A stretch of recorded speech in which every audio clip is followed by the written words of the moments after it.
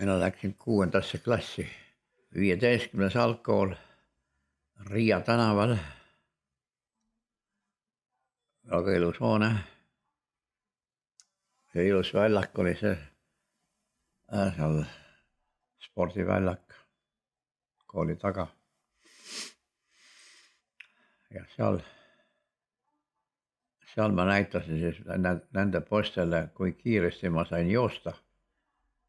Nendel oli üks poiss, kelle nimi oli Sokolov, kes oli nendel kõige kiirem poiss.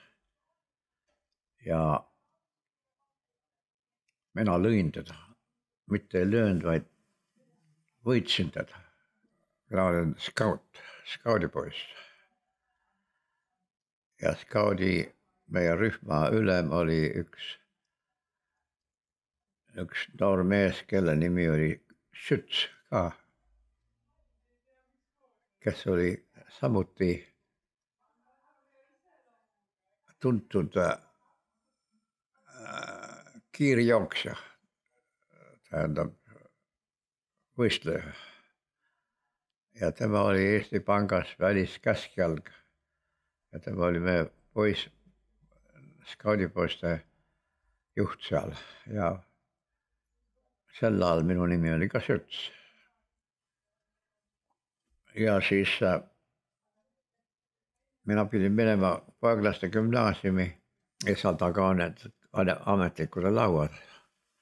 Ja see oli niisugune U-kujuline suur ruum ja minul oli üks koht seal nurgas ja minul oli see kell numbritega ja kui sealt lauast see ametlik tahtis mind saada, siis tema vajutas nuppu. Mul tuli peale number 9. Läksin sinna, ta ütles, et võta see paber ja vii masinakirjutusruumi ja nemad teevad, mis nad sellega teevad. Masinakirjutusruum oli eraldi. Seal oli 3 masinakirjutajat. Ja siis niisugune sisekäskjalg. Teine kord ta helistati mulle ja öeldi, et vii see paber sinna number 18 peale või sinna kassasse. Ja nii edasi, et ma käisin seal sees ja mul oli munder, tumesinine ja siis oli kuld pääl ja natuke krae peal oli ka kulda natuke. Sinna panka ma sain tööle pärast seda, kui ma olin algkooli lõpetanud. Palka sain 1 kroon päevas. No panga töö oli kella 9-st, ma ei mäleta, 9-st 3-ni või 4-ni võib-olla. Mina käisin siis koolis veel. Mul oli viimane klass gümnaasiumist. Gümnaasiumi viimane klass oli 40-s 41. Ma tulin Tartusse, ma olin siis Tartus ja ma mäletan, et ma tulin mööda.